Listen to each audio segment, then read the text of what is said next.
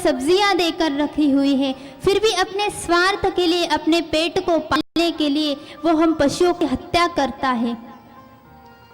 कितना निर्दयी हो गया है मनुष्य कि फिर भी आप उस मनुष्य को श्रेष्ठ कहेंगे। सभी ने कहा नहीं नहीं, बिल्कुल नहीं।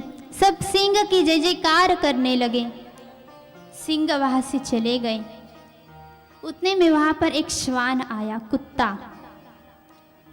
वो कहने लगा, देखिए मैं जिस मालिक के पास रहता हूँ मैं उससे मन से वफादार रहता हूँ, ईमानदार रहता हूँ। मेरे जैसी भक्ति कोई आज तक कर नहीं सकता। सभी श्वान की भी जय जयकार करने लगे। श्वान कहने लगा, अब बताइए मेरी जैसी भक्ति क्या मनुष्य में है? मनुष्य मेरे जैसे ईमानदारी से कार्य करता है? सभी ने कहा नहीं नहीं। श्वान चला गया। उसने में आया भ्रमर। भ्रमर कहने लगा, मैं सुबह से उठने के बाद रात्रि होने तक मैं असंख्य फूलों पर जाकर बैठता हूँ और सब पुष्पों पे जाकर बैठने के बाद मैं उनका रस ग्रहण करता हूँ। लेकिन मैं सुबह से शाम तक जितने पुष्पों पर गया हूँ उनमें से एक भी पुष्प को, एक भी फूल को मैं भूलता नहीं हूँ। तो बताइए मनुष्य में इतनी स्मरण शक्ति है? बताइए मनुष्य श्रेष्ठ है या मैं श्रेष्ठ हूँ? सारे भ्रमर की भी जय जयकार करने लगे। भ्रमर चला गया। उतने में आई मछली, नर और मादा का जोड़ा। कहने लगे, देखिए जब मादा मछली अपने बच्चों को जन्म देती है, अंडे को जन्म देती है, तो वो हजारों के संख्या में होते हैं और उन्हें ठीक से रखने के लिए, उनका पालन करने के लिए मैं 1 महीना उन्हें अपने मुख में धारण करता हूँ। 1 महीना में जल की एक बूंद भी नहीं पीता हूँ। बताइए क्या मनुष्य में इतनी सहनशीलता है? सभी ने कहा नहीं नहीं। मछली का जोड़ा भी वहां से चला गया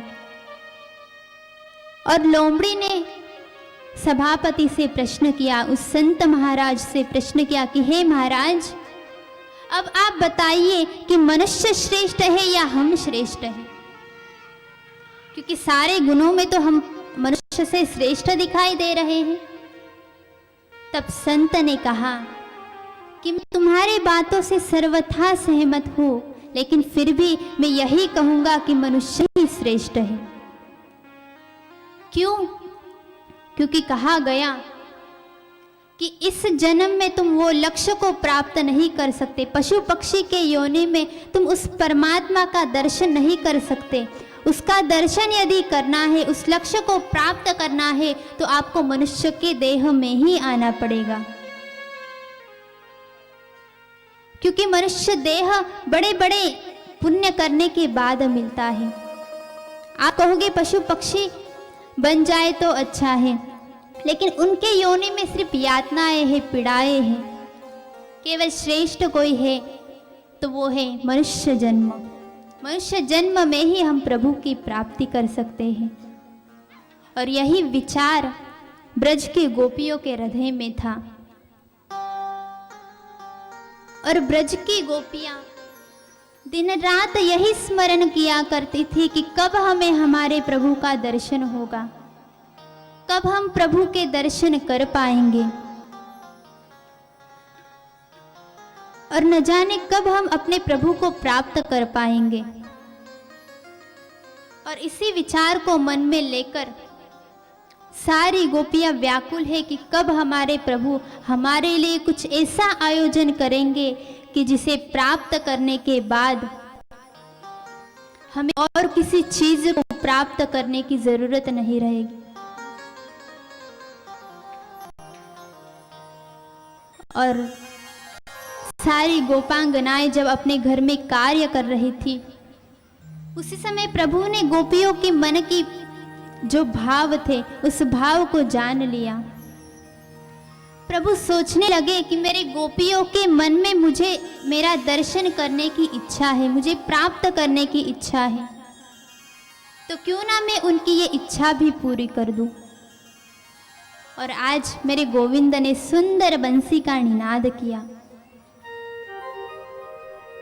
प्रभु के अधरों पर फिर से बंसी आकर सज गई और इतनी सुंदर बंसी प्रभु बजाने लगे कि उस बंसी को सुनकर सारी गोपांगनाएं अपने काम काज को छोड़कर कन्हैया की ओर दौड़ने लगी। बाजे रे मुरलिया बाजे, बाजे रे मुरलिया बाजे, बाजे रे मुरलिया बाजे, बाजे रे मुरलिया बाजे, बाजे रे मुरलिया बाजे।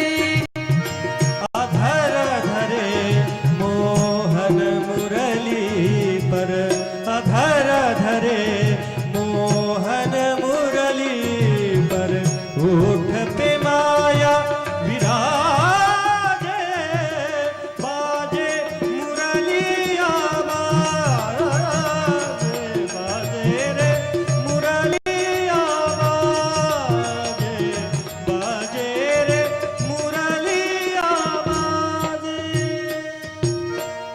अधर धरे मोहन मुरली पर, अधर धरे मोहन मुरली पर, होठों पे माया विराजे, बाजे मुरली जा बाजे, बाजे रे मुरली जा बाजे रे मुरलिया बाजे। हरे हर बास की बनी मुरलिया, हरे हर बास की ताली बजाइए सभी। मुरलिया मरम मरम को छूले अंगुलिया, मरम मरम को छूले अंगुलिया, जाने न जाने के वो जाने, जाने न जाने के वो जाने, जाने अग जग साजे, बाजे मुरलिया बाजे, बाजे रे मुरलिया बाजे, बाजे रे मुरलिया बाजे।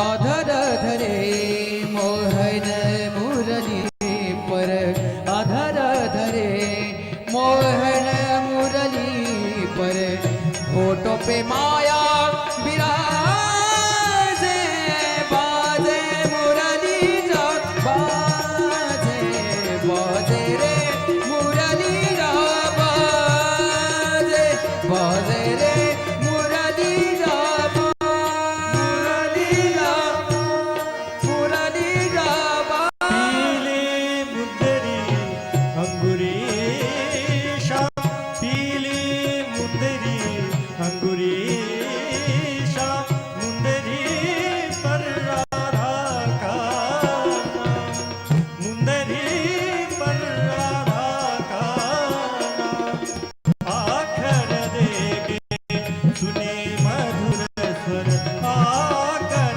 देखे सुने मधुर स्वर, राधा गोरी लाजे, बाजे मुरलिया बाजे, बाजे रे मुरलिया बाजे।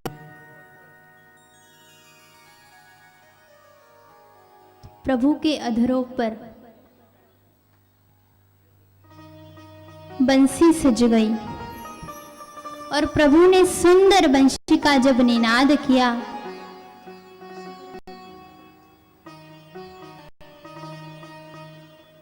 जब प्रभु ने बंसी का निनाद किया तो इतनी मधुर बंसी बजाई कि सारी की सारी गोपियां प्रभु के पास दौड़ी चली आई।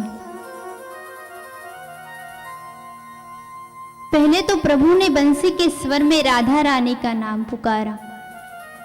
राधा रानी सोचने लगी कि मेरे प्रभु मुझे बुला तो रहे हैं, लेकिन एक बार अगर बुला लिया और मैं तुरंत चली गई तो जो मेरा मान है वो थोड़ा कम हो जाएगा। इसलिए फिर से एक बार प्रभु को बंसी बजाने के लिए विवश करती हूँ। प्रभु ने फिर से राधा रानी का नाम अपने बंसी के स्वरों से निकाला।